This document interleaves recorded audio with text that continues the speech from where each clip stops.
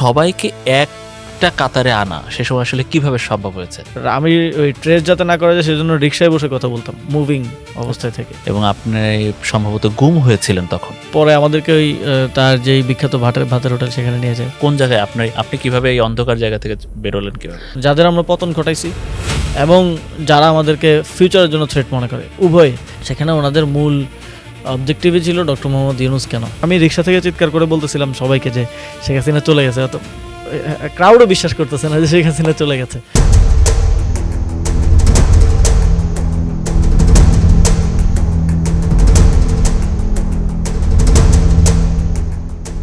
শত সহস্র শহীদের রক্তের বিনিময়ে এসেছে যে জুলাই, শত শত মায়ের বুক খালি হওয়ার বিনিময়ে এসেছে জুলাই। সেই জুলাই নিয়ে কথা বলবো বাংলাদেশের স্বাধীনতা 2.0 সেই বিষয় নিয়ে। এবং অনেকে এই জুলাই আন্দোলনের পেছনের অনেক গল্প জানেন না, অনেক ইতিহাস জানেন না, কেউ হয়তো শুনতে চাননি, কেউ হয়তো বলতেও চাননি। কিন্তু প্রতিটা ইতিহাস, প্রতিটা বিপ্লব, প্রতিটা গণঅভ্যুত্থানের পেছনে রয়েছে এমন কিছু না বলা গল্প, এমন কিছু ইতিহাস বা গল্প যেটা আসলে আমাদেরও সবাইকে জানা দরকার। আর সেই আয়োজন নিয়ে আমি হাজির হয়েছি। সুপ্রিয় দর্শক, আপনাদের সবাইকে স্বাগত জানাচ্ছি। আমি Monirul Islam. Satellite news television channel star নিউজের বিশেষ পডকাস্ট আয়োজন জুলাই কাস্টে আপনাদের স্বাগত। আমরা এই আয়োজনে আমরা নিয়ে আসি সেই পেছনের কারিগরদের, নিয়ে আসি সম্মুখ সারির যোদ্ধাদের। তেমনই একজন আমাদের সাথে আছেন আজকে। বিশেষ অতিথি আছেন তৎকালীন বৈষম্য বিরোধী ছাত্র আন্দোলনের সমন্বয়ক এবং বর্তমান এনসিপি নেতা এবং সাবেক অন্তর্বর্তী সরকারের উপদেষ্টা জনাব আসিফ মাহমুদ সজীব ভূঁইয়া। আপনাকে স্বাগত জানাচ্ছি ভাইয়া। ধন্যবাদ। কেমন আছেন আপনি? এই তো আলহামদুলিল্লাহ, আপনি কেমন আছেন? জি, আমি খুব ভালো আছি, আমরা সবাই ভালো আছি। আমরা এই অনুষ্ঠানের নামই দিয়েছি জুলাই কাস্ট। তো বুঝতেই পারছেন আমরা একটু জুলাই নিয়ে কথা বলবো, জুলাই আন্দোলন নিয়ে কথা বলবো। আপনারা অনেক তৎকালীন সমন্বয়ক, বিভিন্ন ছাত্র সংগঠনের প্রতিনিধিরা আমার এখানে এসেছিলেন। প্রত্যেকেরই যখন আসলে পেছনের গল্প বলতে বলি, কিছু নাম একেবারে সাধারণভাবে কমন আসে, আমরা যেটা বলি। তার মধ্যে একজন হচ্ছে আসিফ মাহমুদ, যারা আসলে ওই সময় সংগঠকের ভূমিকা পালন করেছেন, বিভিন্ন জায়গার কানেকশন সংযোগ আপনারা সেই সময় রেখেছেন। একটু শুরু থেকে যদি জানতে চাই যে আন্দোলনকারী বিভিন্ন ছাত্র সংগঠনের যারা আছে, কলেজ মাদ্রাসা বিভিন্ন শিক্ষার্থীরা যারা আছে, সবাইকে একটা কাতারে আনা সে সময় আসলে কিভাবে সম্ভব হয়েছে? ছাত্র সংগঠন বলি আর আন্দোলনকারী বলি, সাধারণ শিক্ষার্থী বলি, এটা আস্তে আস্তে ধারাবাহিকভাবে হয়েছে। এবং প্রথমত যখন কোটা সংস্কার আন্দোলনটা শুরু হয়, শুধু ঢাকা বিশ্ববিদ্যালয়ে প্রথম হয়। এবং যেহেতু আমাদের আগে বিভিন্ন ছাত্র সংগঠন, ছাত্র রাজনীতির সাথে জড়িত থাকার একটা অভিজ্ঞতা আছে এবং ছিল, এবং ছাত্র শক্তিতে আমরা ছিলাম। তো আমাদের পরিচিত যারা এই বিভিন্ন ধরনের আন্দোলন সংগ্রামগুলো বিভিন্ন জায়গায় সংগঠিত করে থাকে, তাদের সাথে আমরা যোগাযোগ শুরু করি। যেমন জাহাঙ্গীরনগর বিশ্ববিদ্যালয়ে আরিফ সোহেলকে দায়িত্ব দেওয়া হয়, সেও ছাত্র শক্তির সাথে সম্পৃক্ত ছিল, তাকে দায়িত্ব দেওয়া হয় সংগঠিত করার জন্য। সে সেখানে সংগঠিত করে। জগন্নাথে রেসপেক্টিভলি যেখানে যারা আমাদের পরিচিত আছে, তারপরে ঢাকা 7টি অধিভুক্ত যেই কলেজ আছে ঢাকা বিশ্ববিদ্যালয়ের, তাদেরকে নিয়ে টিএসসিতে বসি কীভাবে অর্গানাইজ করা যায়, কলেজগুলোকে কীভাবে সম্পৃক্ত করা যায়। এবং তারাও কিন্তু তিতুমির কলেজ মহাখালীতে, ঢাকা কলেজ আর ইডেন কলেজ মিলে সায়েন্স ল্যাবে বিভিন্ন জায়গায় আন্দোলনগুলো সংগঠিত করে। এবং কোটা সংস্কার আন্দোলনটা যখন বড় হওয়া শুরু হয়, তখন আমরা যখন সমন্বয় কমিটিটা দেওয়া হয়, তখন আমরা আস্তে আস্তে অন্যান্য পাবলিক বিশ্ববিদ্যালয়গুলোকে, বড় বড় যে স্বনামধন্য কলেজগুলো আছে, তারপর বিভিন্ন জেলা শহরে ছাত্রদের সাথে যোগাযোগ করা শুরু করি। তারাও আমাদের সাথে অনেক ক্ষেত্রে যোগাযোগ করে, আমরা অনেকের কাছে রিচ আউট করি। অ্যান্ড ওইখানে তাদের মাধ্যমে সংগঠিত হতে থাকে। এবং আমরাও বৈষম্য বিরোধী ছাত্র আন্দোলনের সাংগঠনিক কমিটি বিভিন্ন জেলায়, বিশ্ববিদ্যালয়ে আসলে দেওয়া শুরু করেন। আপনি কাকে কাকে ফোন দেন, বিশেষ করে ঢাকায় বা বিভিন্ন ছাত্র সংগঠনের প্রতিনিধি যারা আছে, আপনি কাকে কাকে ফোন দেন? না, আমি তো অনেককে চিনি, কারণ আমি এর আগে ছাত্র অধিকার পরিষদে প্রায় 5 বছর ছিলাম। আমি ঢাকা বিশ্ববিদ্যালয়ের ছাত্র অধিকার পরিষদের সভাপতি ছিলাম, পরবর্তীতে ছাত্র শক্তি ঢাকা বিশ্ববিদ্যালয়ের আহ্বায়ক ছিলাম। ফলে সারা দেশেরই যেই তরুণরা, প্রতিবাদী তরুণ বলতে যারা আছে, সবার সাথে এক ধরনের যোগাযোগ আছে। তো আন্দোলনের শুরুতে সবাইকেই আমি, যে কোনো পলিটিক্যাল পার্টি হতে পারে, আমার যাদের সাথে কমিউনিকেশন আছে, আমরা একটু নির্দিষ্ট করে কি জানতে পারি যে আপনি কাকে কাকে ফোন দিয়েছেন? ছাত্রদল হতে পারে, অন্য বামপন্থী ছাত্র সংগঠন হতে পারে, ছাত্র সংগঠনগুলোর সাথে আমরা প্রথম দিকে যখন কোটা সংস্কার আন্দোলনটা শুরু হয়, তখন অনেকের সাথে টিএসসিতে বসে, যেমন ছাত্র ইউনিয়নের তখন একটা অংশের দায়িত্বে ছিল মেঘমোল্লার বসু ছিল, মেঘমোল্লার বসু। তারপর হচ্ছে আমার বন্ধু ছিল সেক্রেটারি। তো ওদের সাথে টিসিতে আলাপ হচ্ছিল, তারপরে ছাত্র ফ্রন্টের এই ভাইরা ছিলেন, ওনাদের সাথে তো আগে থেকে পরিচয়। তারপরে ছাত্র অধিকার পরিষদের তখন নেতৃত্বে ছিলেন বিনিয়ামিন মোল্লা, তারপরে আমার বন্ধু ছিল নাজমুল ঢাকা কলেজের। তো এই যে একটা সম্পর্ক আগে থেকে, তো এটা খুব এমন না যে নতুন করে এটা নতুন করে ডিসকভার এগুলো করা, তাদের সাথে সম্পর্ক ছিল, তাদেরকে আমরা আহ্বান জানিয়েছি যে ছাত্রদল শিবির কাকে কাকে আপনারাও বলে? আসেন। ছাত্র দলে রাকিব ভাইয়ের সাথে আমার যোগাযোগ হতো মোস্টলি। মাসুম বিল্লাহ ভাই ছিলেন, রাকিব ভাই মাসুম বিল্লাহ ভাইকে অ্যাপয়েন্ট করেছিলেন যে জি। উনি যেহেতু কোঅর্ডিনেশনটা নিয়মিত দেখেন। তারপরে ছাত্র শিবিরে শিবগা ভাইয়ের সাথে কথা হতো, রাফে সালমান রিফাত, তিনি তো এখন এনসিপিতে আছেন, তার সাথে সমন্বয় হতো। সাদিক কায়েমের সাথে কথা হতো, তিনি যখন ঢাকা বিশ্ববিদ্যালয়ের ছাত্র শিবিরের সভাপতি ছিলেন। তারপরে এস এম ফরহাদ ঢাকা বিশ্ববিদ্যালয়ের ছাত্র শিবিরের সেক্রেটারি ছিলেন। তো তাদের সাথে আন্দোলনের শুরু থেকে আপনাদের এক যোগাযোগ ধরনের যোগাযোগ, এবং যোগাযোগটা যত আন্দোলন বড় হতে থাকে তত বাড়তে থাকে আর কি, কমিউনিকেশন কোঅর্ডিনেশন। এরপর তো আসলে ঢাকা বিশ্ববিদ্যালয়ে আমার যেটা জানি যে দীর্ঘদিন আপনারা ব্লকেট করলেন, আন্দোলন কর্মসূচি করলেন, রাষ্ট্রপতি বরাবর স্মারকলিপি হলো। এরপরেই জুলাই চলে গেল আসলে একটা রক্তক্ষয়ী পর্বে।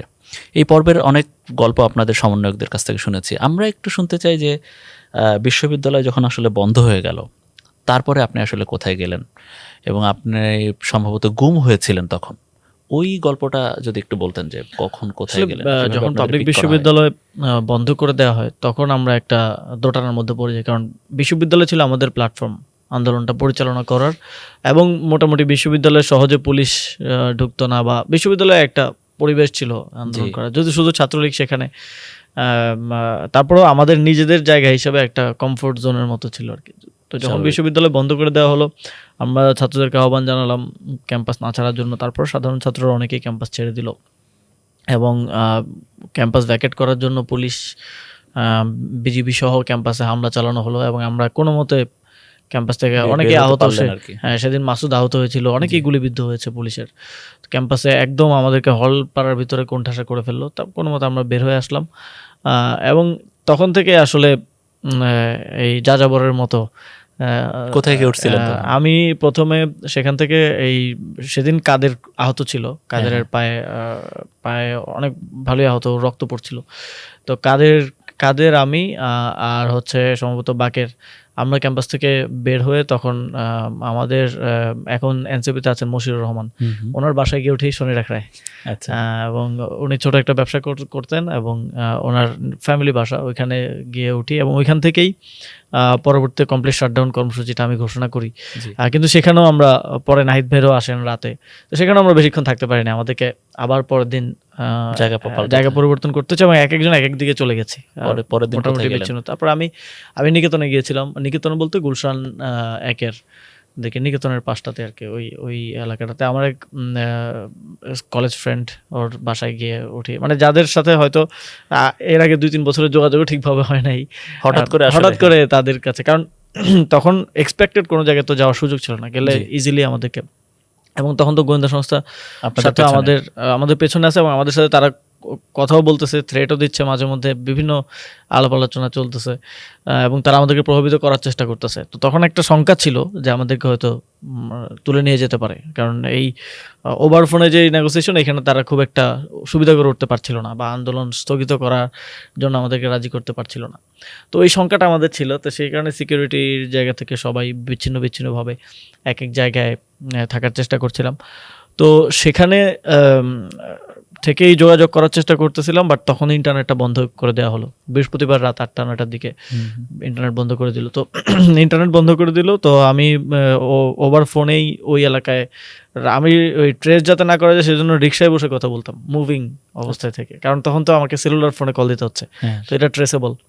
তো কয়েকজন সাংবাদিককে আমার বক্তব্য জানাই যে এই গণহত্যার পরে যে হত্যাকাণ্ড চলতেছে, এটার পর আমরা স্বরাষ্ট্রমন্ত্রীর পদত্যাগও চাই, আমরা শুধু কোটাতে এখন আর আমরা নাই, তখন কোশ্চেনগুলো এরকম আসতেছিল যে কোটা সংস্কার হয়ে গেলে কি আন্দোলন বন্ধ করবেন কিনা, এবং গোয়েন্দা সংস্থাও এটাই বলতেছিল যে সংস্কার, তখন সরকার এক ধরনের সংস্কার করবে, কিন্তু আমাদের বোঝাপড়া ছিল যে এই কিলিংগুলো হওয়ার পরে তো আর জাস্ট সংস্কারে থাকার কোনো যৌক্তিকতা নাই। তো আমরা 4 জন মন্ত্রী পদত্যাগ, সরকারের ক্ষমা চাওয়া সহ আরও কিছু দাবি, তখনও ওইটা 9 দফার ফরম্যাটে আসে নাই, বাট দাবিগুলো মাথায় ছিল আর কি, ক্যাম্পাস খুলে দেওয়া এরকম। তো তখন ওই এলাকাটা থেকে অনেকগুলো যোগাযোগ করার কারণে আমার মনে হচ্ছিল যে ওই এলাকাটা সেফ না আর কি। ওইখান থেকে হ্যাঁ কয়েকজন সাংবাদিকদের সাথে কথা বলছিলাম, অনেকের সাথে। তো তারপরে আমি ওইখান থেকে মুভ করার চিন্তা করি। তো আমি ওভার ফোনে আবার আমার গ্রামের এক সম্পর্কে ভাতিজা হয়, ওর বাসা আছে মিরপুরে কাজীপাড়ার দিকে। তো ওর এখানে যাবো, ওকে আমি ফোন দিয়ে বললাম তোমার এখানে আমি আসতেছি। আমার মনে হয় ওইখানে আমাকে ট্রেস করে আর কি, কারণ আমি ফোনের নাম্বারটা চেঞ্জ করতে পারিনি। আমার ইয়ে ছিল যে নাম্বার এবং নতুন একটা ফোন নেওয়া, কিন্তু ওইটার নিয়ে উঠতে সময় করে ওঠা বা যেই পরিস্থিতি চলতেছিল আর পারিনি। তো এর 20-25 মিনিট পরেই এখানে একটা গাড়ি আসলো এবং বাসাতে না, আমি নেমে গেছিলাম। আমি যে ওইটাকে বলে কি মহাখালী দক্ষিণ একটা এলাকা আছে, ওই দিক দিয়ে নিকেতনের যে সাইডটা, ওই দিক দিয়ে আমি ওইখান থেকে আমি যাব, আমি কিছু খুঁজতেছি রিক্সা বা কিছু, আমি মিরপুর যাব, কাজীপাড়ার দিকে যাব। আমি ওকে জানাইছি যে আমি আসতেছি, কিন্তু ওইখানে আমাকে পরে একটা সাদা গাড়িতে করে এসে ধরে নিয়ে যাওয়া, মাইক্রোবাস, হ্যাঁ মাইক্রোবাসে করে এসে ধরে নিয়ে যাওয়া হয়। আমি জিজ্ঞেস করতেছিলাম যে আমার কোথায় নিয়ে যাচ্ছেন, বা আমাকে চুপ থাকতে বলে আর কি, চোখ বেঁধে ফেলে গাড়িতে উঠে। তো আমি আর পরে বুঝতে পারি নাই যে কোথায় নিয়ে গেছে, কারা তারা বা কি পরিচয় কিছু দেখেননি আপনি? না, পরিচয় অনেকবার জিজ্ঞেস, সিভিল পোশাকে ছিল, অনেকবার জিজ্ঞেস করছে, পরিচয় বলে নেই। আমার মনে ছিল কোনো না কোনো গোয়েন্দা সংস্থার লোকজন হতে পারে। তারপর কোথায় নিয়ে গেল আপনাকে? কোথায় যেখানে নিয়ে গেছে এটা তো আর তখন বুঝি নাই।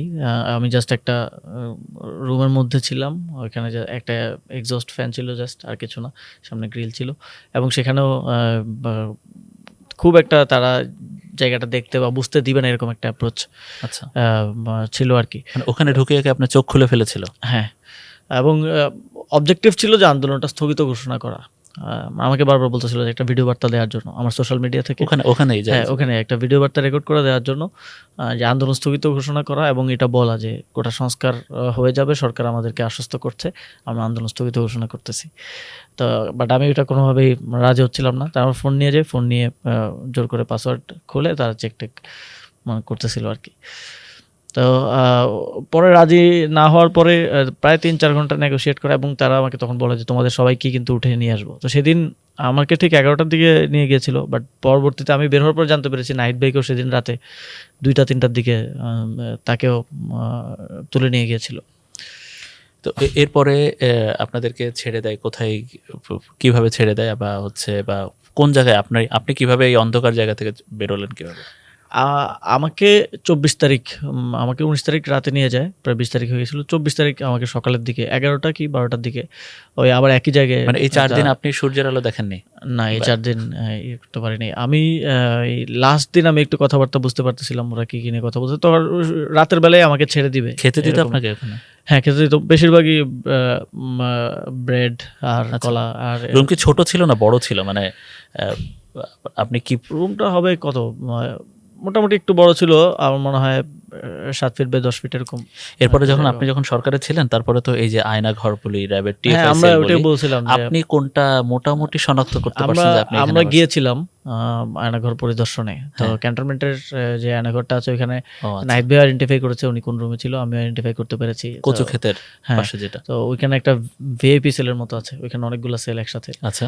তো ওইখানে একটা রুম আমার মনে হয়, মানে ওই রুমগুলা লাগতেছিল যে, কারণ ওইখানে দেয়ালগুলো যেভাবে করা খুব কমপ্লিট ফিনিশিং করা না। তো ওই জিনিসগুলো আমার মনে পড়তেছিল। কোনো টর্চার করেনি ওই সময়, নাকি শুধু রুমের মধ্যে নিয়ে রেখে দিছে? আমাকে 2-1বার লাথি দিছিল জাস্ট, এর বেশি টর্চার করেনি আর কি। ওই যে যখন রাজি হচ্ছিলাম না ভিডিও বার্তা দেওয়ার জন্য। এরপরে ডিবি আপনাদেরকে কোথায় কিভাবে পিক করলো?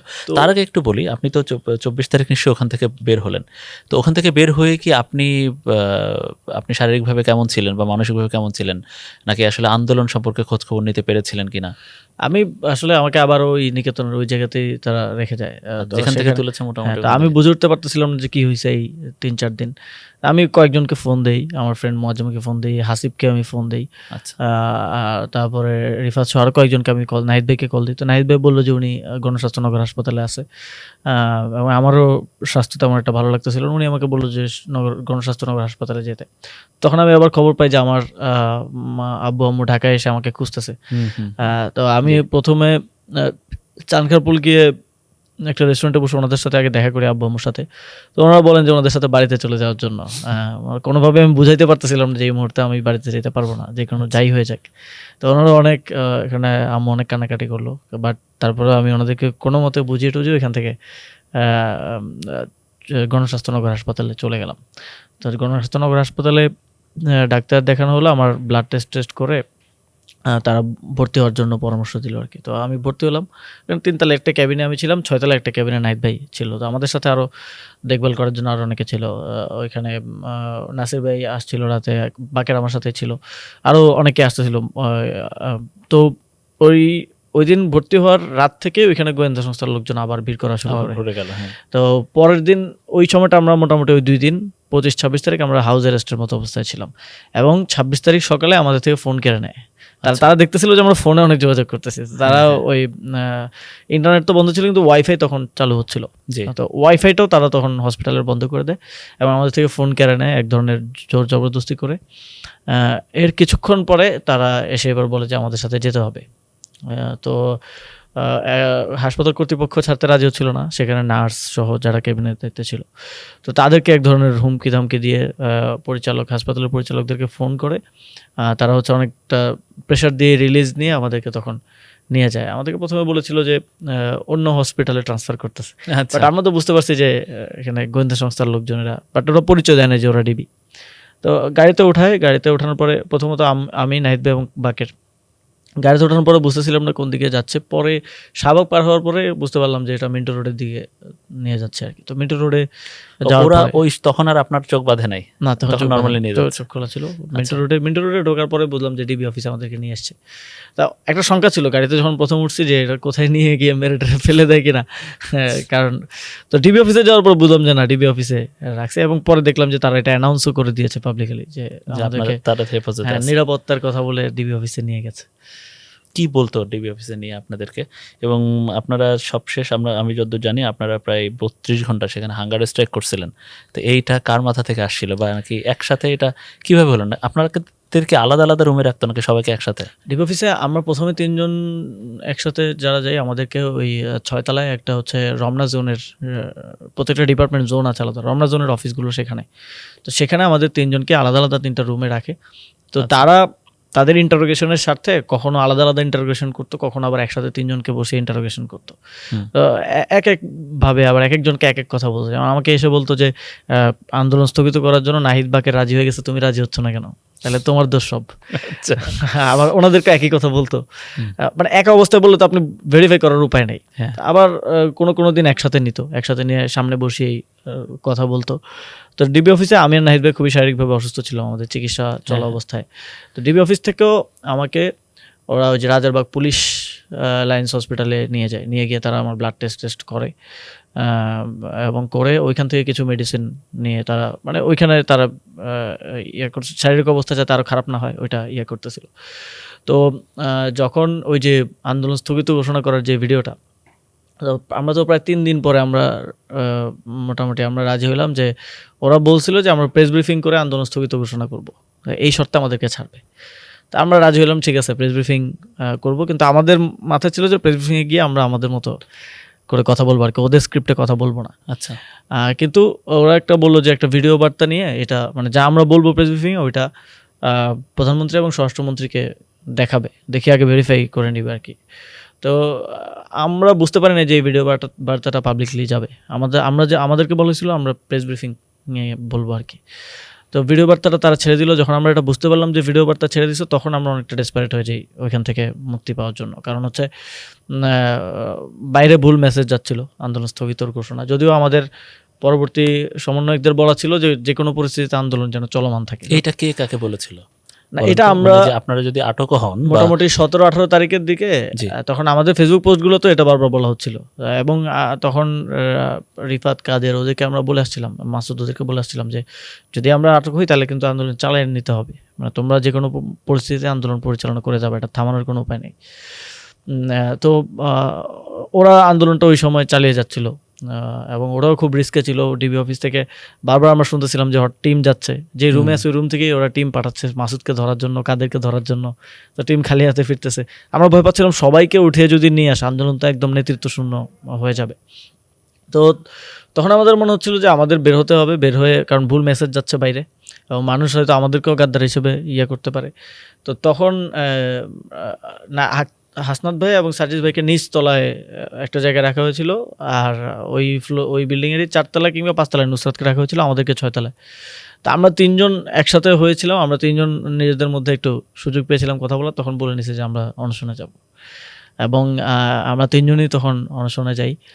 32 ঘন্টা আপনারা কিছুই খাননি ওই সময়? হ্যাঁ, একদম শেষের দিকে আর কি 32 ঘন্টা আমরা অনশনে যাই যে আমাদেরকে মুক্তি দিতে হবে, এবং আমরা কিছুই খাই নাই, এমনিতেই অসুস্থ ছিলাম, তারপর আবার শারীরিক অবস্থা খারাপ হচ্ছিল। তো তারা আবার ডাক্তার নিয়ে এসে সুগার লেভেল টেস্ট করে তারা দেখতেছিল যে, এবং তারা কনভিন্স করার চেষ্টা করতেছিল খাওয়ার জন্য, বারবার খাবার নিয়ে আসতেছিল, আবার তখন একটু স্মুথ ট্রিটমেন্ট দিচ্ছিল, তখন হচ্ছে 3 জনকে একসাথে আসার সুযোগ করে দিচ্ছিল। ওই অনশনরত অবস্থায় 3 জনকে একসাথে রাতে থাকারও সুযোগ করে দিয়েছিল, এর আগে তো একা একা রাখতো, মানে একটু কমফোর্ট দেওয়ার চেষ্টা করতেছিল, বাট আমরা কোনোভাবে রাজি হচ্ছিলাম না আর কি। তখন তারা দুইটা অপশন চিন্তা করে, আমাদেরকে 2টা অপশন দেয়, যে হয় আমাদেরকে হসপিটালে পাঠিয়ে হাউস অ্যারেস্টে রাখবে, মানে অনশনরত অবস্থায় যেহেতু আছি, কারণ তারা দায় নিতে চাচ্ছিল না যদি কারো শারীরিক অবস্থা খারাপ হয়, এটা দায় নিতে চাচ্ছিল না। তো এটা একটা শঙ্কা ছিল আমাদের মধ্যে যে এটা করতে পারে, কিন্তু পরে দেখলাম যে ফ্যামিলির পরিবারের সদস্যদেরকে ডেকে নিয়ে এসে আমাদেরকে, হ্যাঁ, এবং ডাক্তারকে দিয়ে ওখানে টেস্ট রিপোর্ট দিয়ে যে ওর শারীরিক অবস্থা ভালো আছে, এই ভালো অবস্থায় কোনো দায় নিতে চায়নি আসলে, পরিবারের সদস্যদের থেকেও লিখিত নিয়েছে যে তৎকালীন ডিবির একজন আলোচিত কর্মকর্তা ছিল হারুন, তার রুমে বা তার সাথে আপনাদের কতদিন বা ইন্টারোগেশন বলি বা বলি কতদিন? আমাদেরকে প্রায় প্রতিদিনই তার এখানে নিয়ে যেত, মানে এটা এক ধরনের রিপোর্টিং এর মতো আর কি। আমরা যেখানে ছিলাম ওইখান থেকে একসাথে নিয়ে যেত। তো সে এক ধরনের ইন্টারোগেশনের দায়িত্বে যে অফিসাররা ছিল তাদের থেকে আপডেট জানতে চাইতো যে ওরা রাজি হয়েছে কিনা, তারপরে না বলার পরে বলতো তোমরা ভালোই ভালো রাজি হয়ে যাও। তারপর সে বলছিল যে আমি কিন্তু নেতা বানাই না, আমি নেতা ছোট করি। হ্যাঁ, তারপরে সে নুরুল হক নূরের সাথে তখন দেখা করায়, নুরুল হক নূরকে তার রুমে বসে খাবার দিয়েছিল, তিনি খাচ্ছিলেন, ওই মুহূর্তে আমাদেরকে নিয়ে যায় দেখা করে, এবং পরে পাশের রুমে তার যেটা বিখ্যাত ভাতের হোটেল, ওইখানে নিয়ে গিয়ে খাবার নিয়ে আসে। কেন দেখা করায় হারুন সাহেব নুরুলের সাথে, নুরুল হক নূরের সাথে দেখা করায় যে দেখো তোমাদের বড় ভাইদের কি অবস্থা, এটাই। আচ্ছা। তো পরে আমাদেরকে ওই নুরুল হক নূরের সাথে তখন ডিবির অফিসের মধ্যে কোনো ইয়ে হয় নাই? না, ওনারা অন্য বিল্ডিং এ ছিল। আচ্ছা, হ্যাঁ, তো ওই হারুনের অফিসেই একবার দেখা হয়েছিল আর কি। তা আমরা জানতেছিলাম যে এবি পার্টির মঞ্জু ভাই সহ আরও অনেককে নিয়ে আসছে তারা, এবং আরিফ সোহেলকেও নিয়ে আসছিল। তো ওইখানে পরে আমাদেরকে ওই তার যেই বিখ্যাত ভাতের হোটেল সেখানে নিয়ে যায়, তার পাশেই একটা কনফারেন্স রুমের মতো আছে। খেতে বলছিল আপনাদের না, এই জন্য পরে? হ্যাঁ, সে খাবার নিয়ে এসেছিল এবং খেতে বলছে। তো প্রথমে আমরা খাচ্ছিলাম না, পরে বলতেছে যে কি তোমরা আমার সাথে খাওয়া না, মানে এক ধরনের প্রেশার করা আর কি, এবং কি আমি তোমাদের বিশ্ববিদ্যালয়ের বড় ভাই। আচ্ছা। তো পরে তো আপনারা ডিবি অফিস থেকে 1 আগস্ট বের হলেন সকালবেলায়। আমিও সেই খবর সংগ্রহ করেছিলাম, ওই সময় আমিও মাঠে ছিলাম খবর সংগ্রহের জন্য আর কি মূলত। তো তারপরে আপনি বের হয়ে তো পরিবারের সাথে বের হলেন, তো যে পরিবার আপনাকে সপ্তাহ 2 আগেও বাড়িতে ফিরে নেওয়ার জন্য খুব চাপ দিচ্ছিল, বা সপ্তাহখানেক আগে তখনও নিশ্চয়ই চাপ দিয়েছে, তো এরপরে বের হয়ে আপনি কার সাথে যোগাযোগ করলেন বা কোথায় গেলেন আপনি? আমাকে আমার বড় মামার ইয়াতে দেয়া হয় আর কি, মানে আমার বড় মামার থেকে স্বাক্ষর নিয়ে তার জিম্মায় ছাড়া হয়। জি।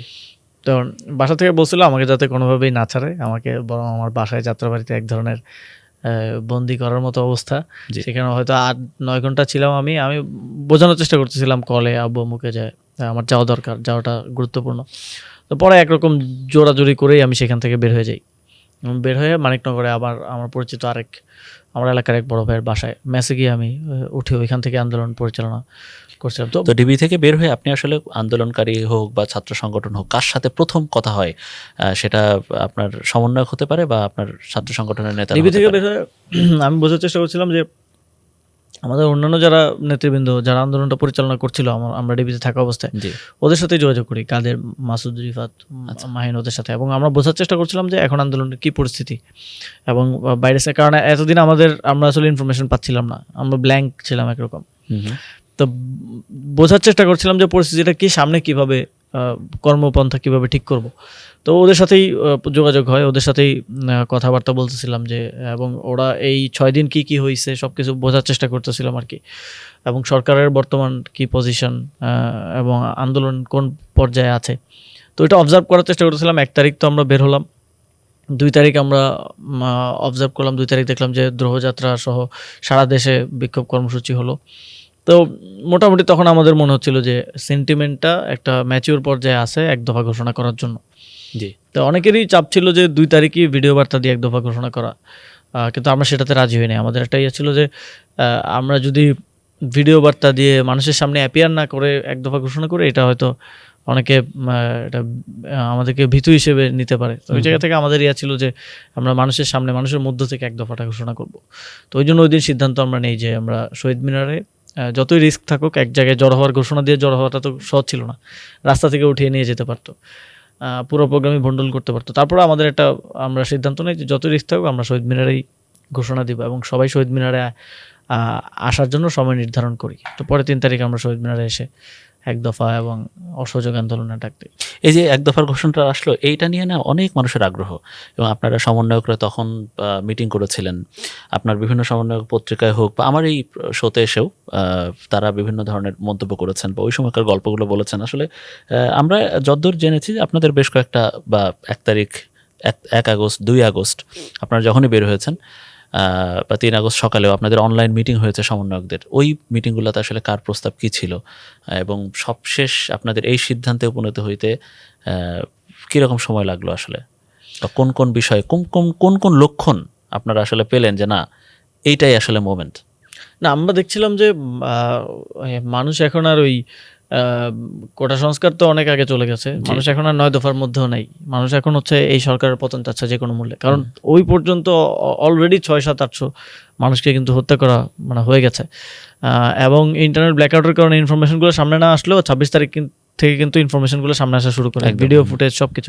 তো মানুষ এই যে হরর একটা সিচুয়েশন, এটা কিন্তু দেখা শুরু করে, এবং তখনই একটা কনসেনসাস মানুষের মধ্যে তৈরি হয়ে গেছে যে এখন চূড়ান্ত ডাকের সময়। এবং তখন আমরা তো অনেক জায়গা থেকে ইনফরমেশন পেতাম, অনেক সাংবাদিক, তারপরে কূটনৈতিক, তারপরে হচ্ছে প্রশাসনের অনেকেও তখন আমাদেরকে সহযোগিতা করা শুরু। তো সবার থেকে ইনফরমেশন পাচ্ছিলাম যে সরকারের মধ্যে কনফিডেন্সটা নাই, এবং তাদের অর্ডারও সরকারের সকল সংস্থা বা সকল বডি আসলে শুনতেছে না, এবং তাদের ওই কন্ট্রোলটা এখন আর ইয়ার উপরে, প্রশাসনের উপরেও নাই। এবং আমরা বাইরে দেখতেছিলাম যে আমরা ছাত্র সংগঠনগুলোর সাথেও কথা বলতেছিলাম, তারাও বলতেছিল যে মোটামুটি রাইট টাইম হয়ে গেছে, এবং মোটামুটি সাংবাদিক দিক থেকে এবং কূটনৈতিক যাদের সাথে আমাদের পরিচয় ছিল সবাই বলতেছিল যে মোটামুটি একটা রাইট টাইম। তো সব দিকের একটা ইন্ডিকেশন পেয়ে আমরা তখন আসলে ডিসিশনটা নেই। এবং আমরা প্রথম আপনাদের মিটিংটা সমন্বয়কদের বা আপনাদের অনলাইন মিটিং, আপনারা ডিবি থেকে বের হওয়ার পর প্রথম মিটিং কবে হয়? আমাদের আসলে কবে হয় বলতে, আমাদের অনলাইনে মিটিংগুলো ওই ঘন্টা 2-3 ঘন্টা পর পরই হতো। সেটা 4 জন হোক, 4 জন হোক, 5 জন হোক, একটা হোয়াটসঅ্যাপ গ্রুপ কল দিয়ে আমরা কথা বলতাম, এবং আমরা বোঝার চেষ্টা করতাম যে একটা আপডেট আসলো এটা নিয়ে ডিসকাস করতাম, যে এই মিটিংগুলোর মধ্য দিয়েই আসলে 1 দফার ইয়াটা আমরা অ্যাগ্রিড হই, এবং অ্যাগ্রিড আমরা 2 তারিখ রাতেই ছিলাম যে 1 দফা ঘোষণা করা হবে। তো মডেলটা কি হবে, অনেকে বলছিল যে অনলাইনে ঘোষণা করার জন্য, এবং একটা কোয়ার্টার থেকে চাপও আসে অনলাইনে ঘোষণা করার জন্য। তো আমাদের মনে হচ্ছিল যে এখানে কোনো এরা ডিজিএফের সাথে সম্পৃক্ত, এবং এদের মধ্যে কেউ কেউ ফ্যাসিবাদ বিরোধীও বটে।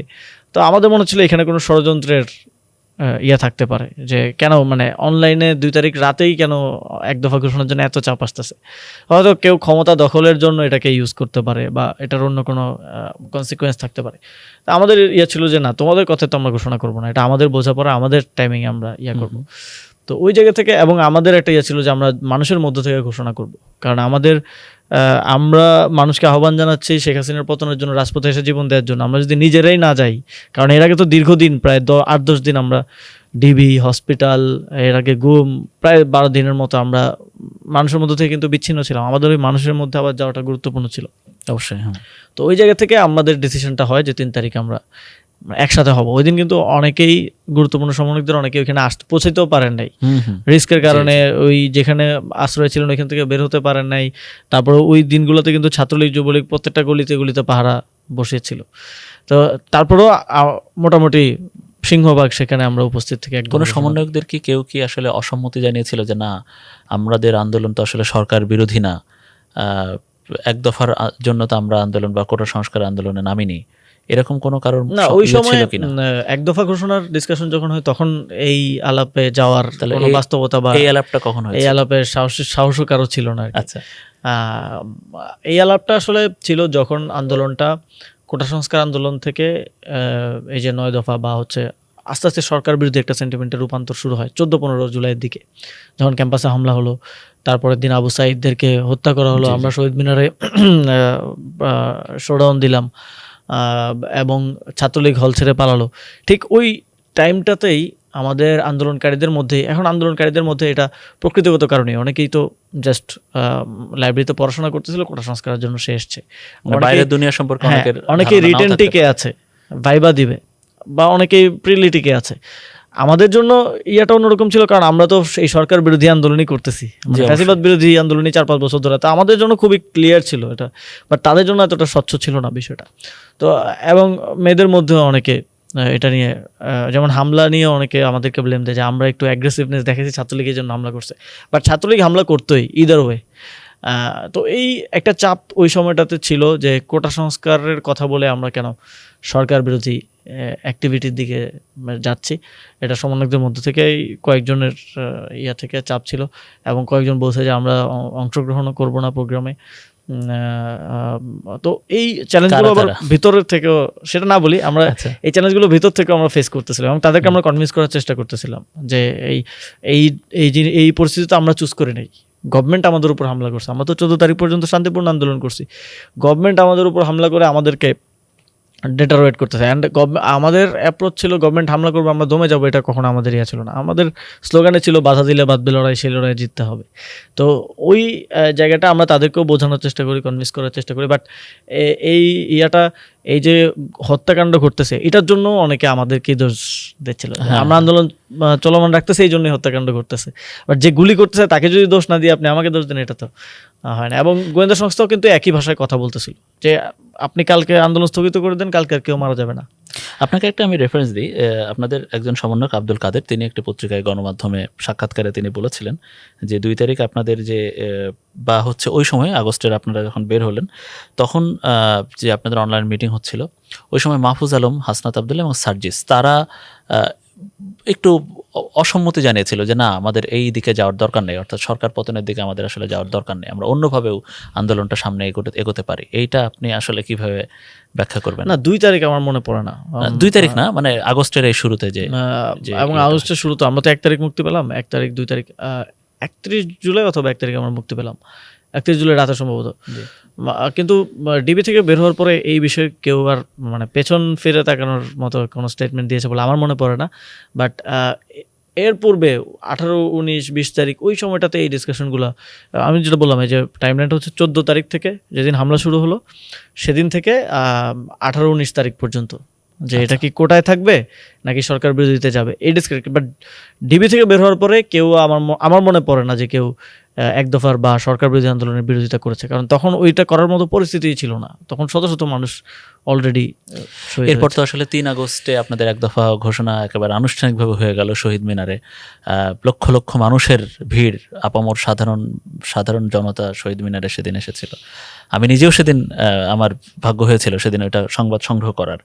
তো এর পরের দিন 4 আগস্টে আপনি কোথায় ছিলেন? 4 আগস্টে আসলে আমি এই জন্যই জিজ্ঞেস করছি, ওই দিন তো আসলে অল আউট একটা গেম ছিল তৎকালীন সরকারের জন্য, কোনো বাহিনী রাস্তায় ছিল না, তাদের নেতাকর্মীদেরকে রাস্তায় নামিয়ে দেওয়া হয় বিভিন্ন অস্ত্রশস্ত্র সজ্জিত হয়ে।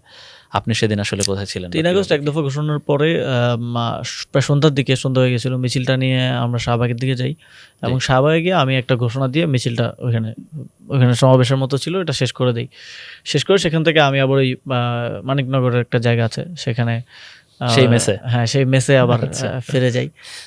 এবং ওই দিন রাতেই সম্ভবত ওই মেসটাও আমরা পরিবর্তন করে ফেলি। ওইখানে আবার ঢাকা বিশ্ববিদ্যালয়ের আরেক বড় ভাইয়ের বাসা ওই মানিকনগরে আছে। আচ্ছা, আচ্ছা। মুহিত ভাই, উনি সমাজবিজ্ঞানের ছাত্র। তো ওনার বাসায় আবার চলে যাই। তো সেখানেই পরবর্তী দিনগুলোর কর্মসূচি কি হবে এটা নিয়ে আমরা, এবং ৩ তারিখ রাতে আমাদের কাছে ইনফরমেশন আসে যে আইনশৃঙ্খলা রক্ষাকারী বাহিনী, বিশেষ করে সশস্ত্র বাহিনী সরকারকে সেভাবে সহযোগিতা বা সরকারের অর্ডার সেভাবে কমপ্লাই করছে না। এবং আমাদের কাছে এই মেসেজটা আছে যে এখন সরকার তার নিজস্ব গুন্ডা বাহিনীর উপর নির্ভর করবে। তো ৪-৫ তারিখ হয়তো আমাদের রাজপথে ছাত্রলীগ আওয়ামী লীগকে মোকাবিলা করতে হতে পারে, ছাত্রলীগ যুবলীগ আওয়ামী লীগ, প্রশাসন ওইভাবে হয়তো করবে না। তো এই ইনফরমেশনটা আমরা ৪ তারিখ বিকাল পর্যন্ত আমরা দেখলাম যে মিলে গেছে, যে বিকাল পর্যন্ত মোটামুটি ছাত্রলীগ এটাই গলিতে গলিতে পাহারা বসিয়েছে ইয়াতে। কিন্তু বিকাল থেকে আবার আইনশৃঙ্খলা রক্ষাকারী বাহিনী গুলি করা শুরু করলো। ওই দিন কিন্তু যে কিলিং ১০০ উপরে, এটা কিন্তু বিকালের পরে হয়েছে, বিকালের পরে, দুপুর পর্যন্ত কোনো কিলিং হয়নি। এবং ওই যে সন্ধ্যায় ঢাকা বিশ্ববিদ্যালয়ে লাশের মিছিল, হ্যাঁ, তো বিকাল থেকে। তো এই ইনফরমেশনটা আমরা ভেবেছিলাম যে হয়তো করবে না, বাট আলটিমেটলি করলো। এবং তো ওইটাও আমাদের ডিসিশনকে মানে লং মার্চের ডিসিশনকে আরও ডেটারেট করেছে যে। এবং ৪ তারিখ ওই ছাত্রলীগের পাহাড়ের কারণে আমি যেখানে আশ্রয় ছিলাম ওইখান থেকে বের হতে পারিনি, কারণ ওই বাসার সামনে ওইখানে একটা মানিকনগর ব্রিজ আছে, ওই ব্রিজেই হচ্ছে ছাত্রলীগের আড্ডা দেওয়ার জায়গা ছিল। তো ওরও এখানে দেশীয় অস্ত্রশস্ত্র নিয়ে প্রায় 40-50 জন অবস্থানে ছিল। আমরা বেরই হইতে পারি, আমরা অনেক চেষ্টা করছি এখান থেকে কোনোভাবে বের হওয়া, শাহবাগে যাওয়া। আমাদের কথা ছিল শাহবাগে যাওয়ার, কিন্তু নাহিদ ভাই শাহবাগে গিয়েছিল, আমি আর বাকিরা আমরা যেতে পারিনি। তো কথা ছিল আমরা যদি যাইতে না পারি তাহলে আমরা কর্মসূচি ঘোষণা করবো আর কি। কর্মসূচি আমাদের অ্যাগ্রিড কর্মসূচি ছিল 5 তারিখ সমাবেশ হবে, আর 6 তারিখ লং মার্চ হবে।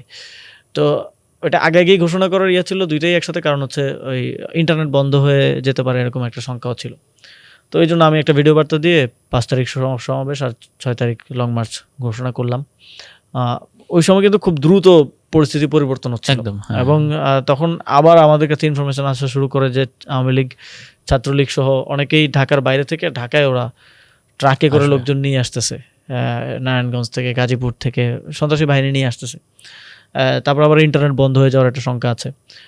আবার অনেকেই বলতেছিল যে 6 তারিখ পর্যন্ত এটা বেশি সময় দেওয়া হয়ে যেতে পারে। তো এই ফিডব্যাকগুলো আসতেছিল। তা আমাকে মাসুদও বলে, কাদেরও বলে যে ভাই এটা এই সিদ্ধান্তটা আবার পুনর্বিবেচনা করা যায় কিনা। তো তখন আমি তো ওই বাসা থেকে বেরোতে পারিনি, বাট নাহিদ ইসলাম ছিলেন শাহবাগে। তো ওনার আবার ফোন বন্ধ ছিল, তো নিরাপত্তার স্বার্থে ট্রেস যাতে না করা যায় ফোন। ওনার ওই দিন রাতে 9টা-10টার দিকে ওনাকে আমরা কানেক্ট করতে পেরেছিলাম। তা আমি আবার ওনার সাথেও যোগাযোগ করতে পারতেছি না। এককভাবে আবার সিদ্ধান্ত পরিবর্তন, এত বড় সিদ্ধান্ত লং মার্চ একদিন এগিয়ে আনা, এটাও আবার একটু, কারণ এই সিদ্ধান্ত ফেল করলে আবার আমার উপরে দায় আসতে পারে। সব কিছু মিলিয়ে পরিস্থিতি পর্যবেক্ষণ করা, আমাদেরকে যারা ইনফরমেশন দিচ্ছিল সবার সাথে কথা বলা, বোঝার চেষ্টা করতেছিলাম যে এটা রাইট ডিসিশন হবে কিনা। তারপরে একটা গ্রুপ কল করলাম, ওইখানে ওরা 5-6 জন ছিল, মাহিন, কাদের, রিফাত, মাসুদ, বাকিরা আমার সাথেই ছিল। তো মোটামুটি ওদের সাথে কথা বলে আমি ডিসিশন নিলাম যে লং মার্চ একদিন আগে আসতে হবে, আগে নিয়ে আসবো। এবং তখনই একটা ভিডিও বার্তা দিয়ে আগের ঘোষণা 2-2.5 ঘন্টার মধ্যে বিকাল 4টা কি 5টা হবে, লং মার্চটা একদিন এগিয়ে নিয়ে আসলাম। এরপরে তো আসলে 5 আগস্ট হলো। ওই দিন সকাল থেকে কি করলেন, কোথায় ছিলেন? 5 আগস্ট ওই মোহিত ভাইয়ের বাসা থেকে ওই সকালে যখন বের হবো, তো মোহিত ভাইয়ের বাবা একটা সিরিঞ্জ নিয়ে আসলেন এবং ওনারা কোনো একটা ফার্মেসি থেকে ব্যান্ডেজ নিয়ে এসে আমাদেরকে ব্যান্ডেজ করে দিলেন, যাতে করে রাস্তায় না পারে, রাস্তায় কেউ ধরলে, কারণ ওই গলির মাথায়ও ছাত্রলীগ পাহারা চেকপোস্টের মতো বসে রাখছে। তো রাস্তায় যাতে কেউ চিনতে না পারে এবং যাতে বলতে পারে যে হসপিটালে যাচ্ছি বা এরকম কিছু। তো ওই সিএনজি দিয়ে আমরা বিভিন্ন, কারণ ওই রোডগুলো তো ব্লক ছিল, বিভিন্ন জায়গায় পুলিশ মোড়ে মোড়ে, তো অনেকভাবে চিপা দিয়ে আমরা ওই পুরান ঢাকার মধ্যে ঢুকলাম। এবং পুরান ঢাকায় ঢুকে আমরা হচ্ছে চানখারপুল দিয়ে ক্যাম্পাসে ঢুকবো, শাহবাগে যাব, এটা হচ্ছে উদ্দেশ্য। তখন 10টা বাজবে। তো 10টার দিকে চানখারপুলের ওইখানে মোড়ে গিয়ে দেখলাম যে গুলি হচ্ছে, পুলিশ রোডের ভিতরে ঢুকে গুলি করছে। এবং ওই চানখারপুল মোড়টা যে জায়গাটা, ওই জায়গাটাকে তারা তাদের ক্যাম্পের মতো করছে। একদিকে ওই আনন্দবাজারের দিক থেকে যারা আসতেছে তাদেরকেও গুলি করতেছে, আর এদিক থেকে আমরা যারা যাচ্ছি তাদেরকেও গুলি করতেছে। পরে চেষ্টা করলাম বক্সিবাজার দিয়ে যাওয়া যায় কিনা, ওই দিক দিয়েও গুলি হচ্ছে, খবর পেলাম। তো চানখারপুলে আমরা দাঁড়ালাম, আমরা একটু মিছিল নিয়ে এগোনোর চেষ্টা করি, পুলিশ গুলি করে, একজন পড়ে যায়, আবার আমরা পিছিয়ে গিয়ে কাভার নিচ্ছি আর কি। তো ওইখানে আমার সামনে প্রায় 5 জনের মতো একদম স্পট ডেড হয়ে যায় এবং অনেকেই সেখান থেকে ধরে ধরে নিয়ে ঢাকা মেডিকেলে পৌঁছানোর, তারপর হচ্ছে ওই যে মিডফোর্ডে পৌঁছানোর চেষ্টা করছে অনেকে। তো গলিতে মানুষ দাঁড়িয়েছিল কিন্তু ঢুকতে পারতেছে না গুলির কারণে। তো একটা সময় আমরা খবর পাই যে যাত্রাবাড়ি থেকে একটা বড় মিছিল আসতেছে, যেটা আনন্দবাজার দিয়ে আসবে। তখন একটু আশার সঞ্চার হয় যে ওই মিছিলটা হয়তো পৌঁছালে তারা পুলিশ পেছাতে, কারণ ওই মিছিলটা অনেক বড় ছিল। অনেক বড় ছিল, হ্যাঁ। তো ওই মিছিলটা যখন আসে তখন আমরা একটু কোঅর্ডিনেট করে একসাথে ঢোকার চেষ্টা করি এবং আমরা দেখি যে আসলেই পুলিশ তখন পরিস্থিতি তারা আর সামাল দেওয়ার মতো ছিল না, অনেক মানুষ চলে আসতেছে চতুর্দিক থেকে, তখন তারা গাড়িতে উঠে ওইখান থেকে পালিয়ে যায়। আমার ফোন কি তখন অন ছিল? তো আপনার ফোন? আমার ফোন অন ছিল, ওই সময়ও আমি কোঅর্ডিনেশন করতেছি এবং ওই সময়ও আমার কাছে ইনফরমেশন আসলো মাঝখানে যে 11টার দিকে যে সামরিক শাসন জারি হতে পারে, পলিটিক্যাল পার্টিগুলোকে ক্যান্টনমেন্টে ডাকা হয়েছে। তো হাসিনার এখনও পতন হয়নি, পলিটিক্যাল পার্টিগুলোর ক্যান্টনমেন্টে কী কাজ, এবং সেনাপ্রধান জাতির উদ্দেশ্যে ভাষণ দিবেন। তো সেনাপ্রধান তো জাতির উদ্দেশ্যে ভাষণ দিতে পারেন না, জাতির উদ্দেশ্যে মানে এটা ওয়ারেন্ট অফ প্রেসিডেন্ট অনুযায়ী উনি পারবেন না, কারণ ওনার ওয়ারেন্ট অফ প্রেসিডেন্ট হচ্ছে 12 নম্বর, এর আগে 11টা জায়গাকে অতিক্রম করে। এটার মিনিং একটাই, মার্শাল ল জারি হওয়ার একটা সম্ভাবনা। তো তখন আমি আবার ওইখান থেকে একটা লাইভ করি যে আমরা কোনো ধরনের সামরিক শাসন মেনে নিব না, অবশ্যই দেশে গণতান্ত্রিক ধারাবাহিকতা থাকা লাগবে, এবং ক্যান্টনমেন্ট থেকে কোনো ঘোষণা আসলে আপনারা সেটাতে সাড়া দেবেন না, আমাদের আন্দোলনের পক্ষ থেকেই যা ঘোষণা করার ঘোষণা হবে। তো তখন একজন পরিচিত কূটনীতিক আমাকে জানান যে পলিটিক্যাল পার্টি নেতাদেরকে 11টায় ডাকা হইলো, তারা আসলে পৌঁছাতে পারেন নাই আন্দোলনের কারণে, গোলাগুলির কারণে, এবং ওই সেনাপ্রধানের জাতির উদ্দেশ্যে ভাষণের টাইম বারবার পিছাচ্ছে, 2টা থেকে 3টা, 3টা থেকে 4টা এভাবে পিছাচ্ছিল, যদিও পরে ওইটা সংবাদ সম্মেলনের রূপ নেয়। তো ওই সময় আমরা একই সাথে ওইখানে রাজপথে ফাইটও করতে হচ্ছে, আরেক সাথে আবার এই কোঅর্ডিনেশনটা বোঝার চেষ্টা। চাঙ্কারপুলে তো ওই দিন আমি নিজেই ছিলাম, চাঙ্কারপুলে প্রায় 1টা পর্যন্ত, মানে দুপুর পর্যন্ত ওই দিন গুলি চলেছে। ওই দিন ওইখান থেকে সম্ভবত 1টার দিকে আমরা, মানে 1টার দিকে পুলিশ ওইখান থেকে চলে যায়, তো তারপরে আমরা ঢুকতে পারি আর কি। এবং তখনও ভয় ছিল যে কোন মেট্রো রেলের উপর থেকে গুলি করে কিনা, বিভিন্ন ছাদে বিভিন্ন জায়গায় থেকে গুলি করে কিনা। তো তারপরও এই তখন এহসান ভাই কোন একটা মিডিয়াতে ছিলেন, হয়তো সম্ভবত উনি বাংলা ভিশনে অথবা মানব জমিনে ছিলেন, আমি শিওর না। উনি আর আদিব আরিফ ভাই আসলেন, এসে আমাকে, ওনারা তো সাংবাদিক কার্ড ছিল ওনাদের, এসে আমাকে ইয়ের দিকে নিয়ে গেলেন, শাহবাগের দিকে। তো শাহবাগে গিয়ে দেখলাম যে মানে তখন তো বুঝতে পারতেছিলাম না যে মানুষ কি আসতে পারছে কি পারে নাই, কারণ সব জায়গায় যদি আমার এই জায়গার মতো গুলি হয় তাহলে তো মানুষ আসতে পারবে না। বাট শাহবাগে গিয়ে দেখতে পেলাম যে আসলে জনসমুদ্রের মতো চারিদিকে যেদিকেই তাকাই মানুষের। তখন মোটামুটি আনুষ্ঠানিকভাবে জেনে গেছেন যে শেখ হাসিনা পালিয়ে গেছে, সেটা তখনও জানি না। আমরা শাহবাগ থেকে মিছিল নিয়ে গণভবনের উদ্দেশ্যে রওনা দিই। তো যখন ফার্ম গেটের কাছাকাছি পৌঁছাই তখন তো মিছিলে যাচ্ছে আস্তে আস্তে, আমি আর নাইদ ভাই রিক্সায় ছিলাম। তখন আমার কাছে ফোন আসে, একজন সাংবাদিক ফোন করে যে রিয়াকশন জানার জন্য যে শেখ হাসিনা পালিয়ে গেছে। তো আমি বিশ্বাস করতে পারতেছিলাম না, আমি আরও কয়েকজনকে ফোন দিয়ে পরে এটা ভেরিফাই করি যে আসলে কি বিশ্বাস করতে পারছিলেন নাকি তখন? প্রথমে বিশ্বাস হচ্ছিল না, এবং কয়েকজনকে ফোন দিয়ে ভেরিফাই করার পরে আমি বুঝলাম যে চলে গেছে, এবং আমি রিক্সা থেকে চিৎকার করে বলতেছিলাম সবাইকে যে শেখ হাসিনা চলে গেছে। ক্রাউডও বিশ্বাস করতেছে না যে শেখ হাসিনা চলে গেছে। সময়কার অনুভূতি কেমন ছিল আপনার? না, ওই সময় মনে হচ্ছিল যে আমরা, মানে ওই সময়টাতে তো ওই এটা ভাষায় প্রকাশ করার মতো না, ওই সময়টাতে মনে হচ্ছিল যে এতগুলো মানুষের জীবন যে গেল এটা সার্থক হয়েছে। নাহিদ ইসলাম কি বলেছিল আপনার প্রথম প্রতিক্রিয়াতে? নাহিদ ভাইও বিশ্বাস করতে পারতেছে না, মানে এটা। তো পরে তখন আসলে ওই যে উদযাপন করব ওই পরিস্থিতিও নাই, কারণ আমাদেরকে আবার ফিউচারের কথা, পরে কি হবে এটাও ভাবতে হচ্ছিল এট এ টাইম। এবং তখন আমি আবার সোশ্যাল মিডিয়াতে পোস্ট দিই। এর আগের দিন আমরা একটা 5 পয়েন্ট দিয়েছিলাম যে শেখ হাসিনার পতন হলে কি হবে, একটা রূপরেখা। 4 তারিখ 5 তারিখ 1টা 2টার দিকে রাত, মানে 4 তারিখ এই রূপরেখাটাও কার আইডিয়া ছিল বলে? আমি যদি একটু রূপরেখা বলতে, আমি মাহফুজ ভাই, সরকার পড়েই যাবে তারপরে কি রূপরেখা হতে পারে? আমাদের এই লেখালেখির কাজগুলো তো ইন্টেলেকচুয়াল কাজগুলো মাহফুজ ভাই, ভুঁইয়া আসাদুজ্জামান ভাই, তুহিন খান, ওনারা করতেছিলেন। তো তখন আমি লং মার্চ একদিনে এগিয়ে আনার পর থেকেই মাহফুজ ভাইকে বারবার বিরক্ত করতেছি যে আমাকে ঘোষণাপত্রটা লিখে দেন, মানে ঘোষণাপত্রটা লিখে রাখেন, এটা কাজে লাগবে। তা ওনাকে বারবার উনি বললো যে ঘোষণাপত্রটা লিখতেছি সময় লাগবে, তো তুমি 5টা পয়েন্ট একটু করে রাখতে পারো, অ্যানাউন্স করে রাখতে পারো। তো কয়েকটা খসড়াটা দিলেন, আমি কিছু এডিট করলাম, পরে ভেরিফাই করি 5টা পয়েন্ট আমি আপলোড করলাম, যে একটা রূপরেখা অ্যাটলিস্ট, যে সরকার গঠনের পরে যাতে মানুষ অ্যাটলিস্ট বুঝতে পারে যে আমরা জাস্ট সরকার পতন করেই আমরা শেষ না, আমাদের একটা পরবর্তী ভিশনও আছে, বা পরবর্তী একটা দায়িত্বটাও আমরা করব। তখন রূপরেখার মধ্যে আমরা অন্তর্বর্তীকালীন জাতীয় সরকার, রাজবন্দীদের মুক্তি সহ 5টা পয়েন্ট তুলে ধরি আর কি।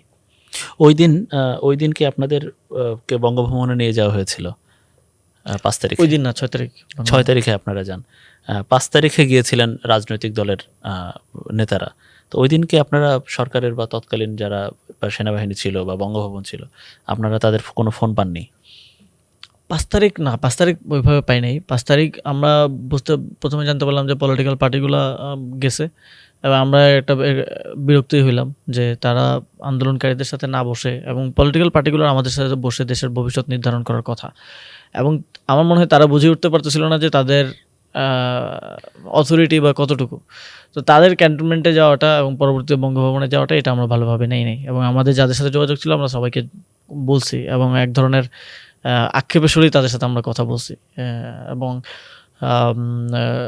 ওইখানে পরবর্তী আমি জানতে পারছি 2-1টা পলিটিক্যাল পার্টি বলছে যে আমাদের তো ছাত্রনেতাদের সাথে বসতে হবে, আমরা নিজেরা সিদ্ধান্ত নিলেই এটা হবে না।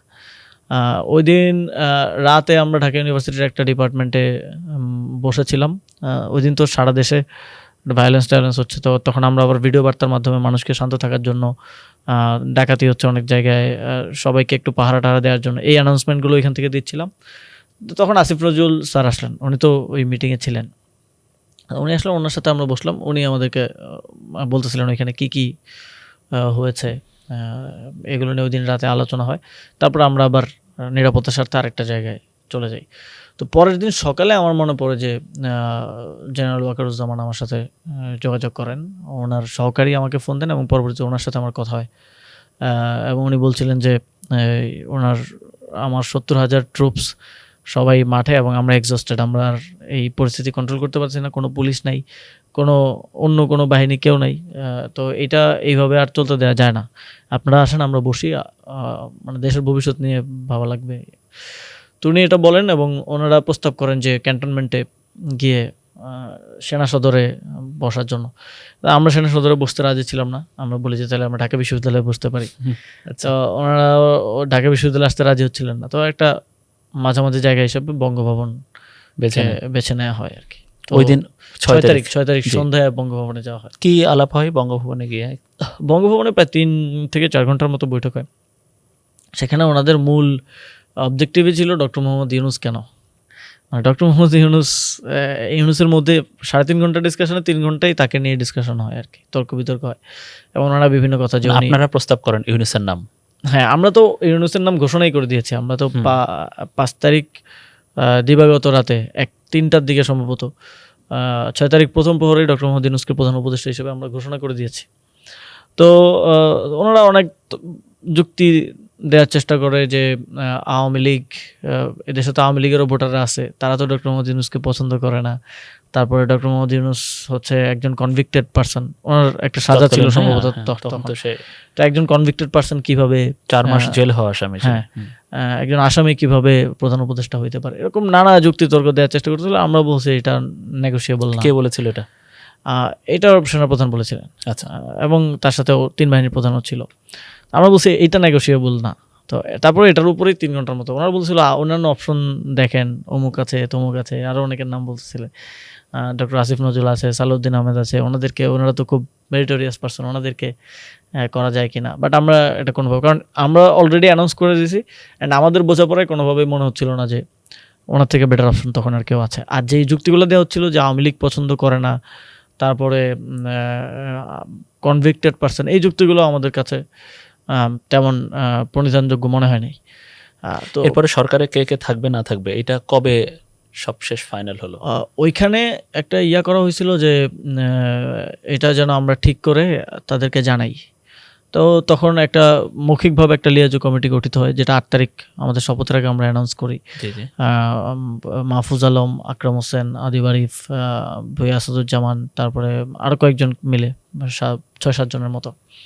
তো এই লিয়াজু কমিটি মূলত সবগুলো স্টেক হোল্ডারের সাথে যোগাযোগ করতেছিল, BNP, Jamaat and others, and এদিক থেকে আমরাও সমন্বয় করতেছিলাম যে, এবং মোটামুটি 8-10 জনের নাম তো কমন ওই সময়টাতে, ডক্টর আসিফ নজরুল, সালাউদ্দিন আহমেদ, ওয়াহিদুদ্দিন মাহমুদ, রেজওয়ানা হাসান, মানে এক একটা সেক্টরের, যেমন শিক্ষা নিয়ে আপনি চিন্তা করলে ওয়াহিদুদ্দিন মাহমুদের থেকে বেটার কেউ নাই, অর্থনীতি নিয়ে সালাউদ্দিন আহমেদ থেকে এক্সপার্ট কেউ নাই। হ্যাঁ। তো ওইভাবে কমনের বাইরে কিছু নাম সেনাপ্রধান দিয়েছেন, প্রস্তাব করেছেন, কিছু নাম ডক্টর মোহাম্মদ ইউনূসও একটা তালিকা দিয়েছেন। তো এইগুলো আবার পলিটিক্যাল পার্টিগুলোর সাথে আপনার কি জানিয়ে একটু বলে, আপনি কি ইউনূস সাহেবকে বলেননি যে আপনার প্রতিষ্ঠান থেকেই, আপনারই কেউ আত্মীয় স্বজন বা আপনারই পরিচিত, আপনার প্রতিষ্ঠান থেকেই 3-4 জন উপদেষ্টা, এটা কেমন হয়? আপনাদেরকেও কি এই প্রশ্ন তুলেছিল কিনা? না, তখন তো আর আমরা জানতাম না যে কে কার প্রতিষ্ঠানে, বা তখন মানে ওই সময়টাতে আমাদের বাস্তবতাটা যদি আমি বলি, এই মানুষগুলোকে আমরা মিডিয়ার মাধ্যমে বা তাদের স্ব সেক্টরে তাদের যেই সফলতা বা এক্সপার্টিস ওইটার জন্য আমরা চিনি, বাট তাদের কারোর সাথে কিন্তু আমাদের ওয়ার্কিং রিলেশনশিপ নেই, বা কারোর সাথে আমাদের ওইখানে পূর্ব থেকে পরিচিত বলতে ডক্টর আসিফ নজরুল ছিলেন। ঢাকা বিশ্ববিদ্যালয়ে আমাদের প্রোগ্রামগুলোতে তিনি নিয়মিতই আসতেন, কোনো টিচারকে আমরা পাইতাম না, উনি আসতেন। বা ব্রিগেডিয়ার সাখাওয়াত বা এই ধরনের মানুষ যারা ছিলেন, ব্রিগেডিয়ার সাখাওয়াত হোসেনকে আমরা চিনি হচ্ছে মিডিয়ার মাধ্যমে। ওয়ার্কিং রিলেশনশিপ কিন্তু তাদের সাথে আমাদের নাই, ফলে আমরা তো ইন পার্সন থেকে আমরা তখন পর্যন্ত। রাজনৈতিক নেতারা কার কার নাম দিল, কে কোন দল কার নাম দিল, এটা লিয়াজু কমিটি ভালো বলতে পারবে, বাট মোটামুটি যখন যেই নামগুলোই আমাদের দিক থেকে অ্যাপ্রুভ হচ্ছিল, এই নামগুলো আবার তাদেরকে দেখে নেওয়া হচ্ছিল। তো এমনও হয়েছে যে কারো নাম বিএনপির পছন্দ হয় নাই, তার নাম কেটে দেওয়া হয়েছে, কারো নাম জামাতের পছন্দ হয় নাই, তার নাম কেটে দেওয়া হয়েছে। তো এই কারণে দেখবেন যে উপদেষ্টা পরিষদ যখন গঠিত হয় সবাই কিন্তু একমত, কারণ সবাই জানতো যে কারা আসতেছে। তো নাহিদ ইসলাম, আসিফ মাহমুদ সজীব ভুঁইয়া এবং মাহফুজ আলম, এদের নাম প্রস্তাব করেছিল কারা, বা এরা হবে উপদেষ্টা? মাহফুজ ভাই তো প্রাথমিকভাবে সরকারের উপদেষ্টা হন নাই, উনি প্রায় 1 মাস পরে বিশেষ সহকারী হয়েছিলেন সচিব পদমর্যাদায়, এবং পরবর্তীতে উনি উপদেষ্টা হয়েছেন প্রায় 6-7 মাস পরে। প্রাথমিকভাবে আমাদের দুইজনেরই ছিল। তো যখন এই আলোচনাটা আসে যে আন্দোলনের প্রতিনিধিরা সরকারে যাবে কি যাবে না, এটা নিয়ে এক ধরনের ডিবেট হয়, আমাদের নিজেদের মধ্যে আলোচনা হয়।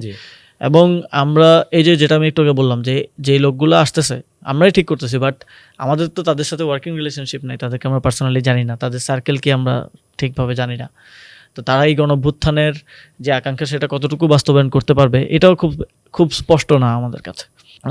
আমরা মনে করলাম যে, এবং 90-এর গণঅভ্যুত্থানেরও আমাদের একটা যে বোঝাপড়া, যে গণঅভ্যুত্থানটা পরবর্তীতে ব্যর্থ হয়ে গেল 1 বছরের মাথায়, 3 দলের রূপরেখার বাস্তবায়িত হলো না। তো সব মিলে আমাদের একটা বোঝাপড়া ছিল যে আমাদের অ্যাটলিস্ট ওয়াচডগ হিসেবে হলেও সরকারের সাথে, কারণ সরকারটা আলটিমেটলি আমাদের হাত দিয়েই হচ্ছে, এবং এই সরকারের ব্যর্থতা, সফলতার দায় বা প্রশংসা সবই আমাদের, ব্যর্থতা হইলে আমাদের উপরে আসবে। এবং এই সরকার আওয়ামী লীগের বিরুদ্ধে তার কী অবস্থান হবে, বিচারটা কীভাবে করবে, সংস্কারটা, এই সব কিছু অ্যাজ এ ওয়াচডগ থাকার একটা বিষয়ে আমরা মোটামুটি সম্মতি হয়। তখন আমরা জানতাম না যে মিনিস্ট্রি বা এই বিষয়গুলো মিনিস্ট্রি পরিচালনা করতে হবে, বা আমাদের বোঝাপড়া ছিল যে ভিতরে থাকা অ্যাটলিস্ট ইনফরমেশন এবং সরকারকে সঠিক পথে পরিচালিত করার ক্ষেত্রে প্রভাবিত করা। তো তখন আমরা টিএসসিতে একটা মিটিং ডাকি, সম্ভবত 6 তারিখ কি 7 তারিখ। টিএসসিতে সমন্বয়কদেরকে 158 সমন্বয়ক যাদের ডাকা হয়, প্রায় 60-70 জনের মতো আসে, এবং সেখানে মোটামুটি অ্যাগ্রিড হয় যে যদি 2 জন থাকে তাহলে নাহিদ ইসলাম এবং আসিফ মাহমুদের থাকা দরকার। এখন আসলে কি মনে হয়, উপদেষ্টা পরিষদে যাওয়া কি ভুল ছিল না ঠিক ছিল? এইটা এক কথায় উত্তর দেওয়া ভুল ঠিক একটু কঠিন, কারণ আমার মনে হয়েছে যে অন্তর্বর্তী সরকারের অনেক ব্যর্থতা আছে, এটা আমিও স্বীকার করি, আবার অনেক সফলতাও আছে। যদিও সংস্কারটা একটা বড় মানদণ্ড ছিল, যে এটা সরকার করে যেতে পারবে কি পারবে না এর উপরে সরকারের সফলতা ব্যর্থতা ডিপেন্ড করবে। আমার মনে হয় যে অনেক ক্ষেত্রেই আমরা যেই উদ্দেশ্যটা নিয়ে গিয়েছিলাম অ্যাজ এ ওয়াচডগ, এবং সরকারকে অনেক ক্ষেত্রে প্রেশারাইজ করা গণঅভ্যুত্থানের আকাঙ্ক্ষা বাস্তবায়নের জন্য, সেটা আমরা সর্বোচ্চ করার চেষ্টা করছি, কিন্তু অনেক ক্ষেত্রে আমরা আসলে সফল হই নাই।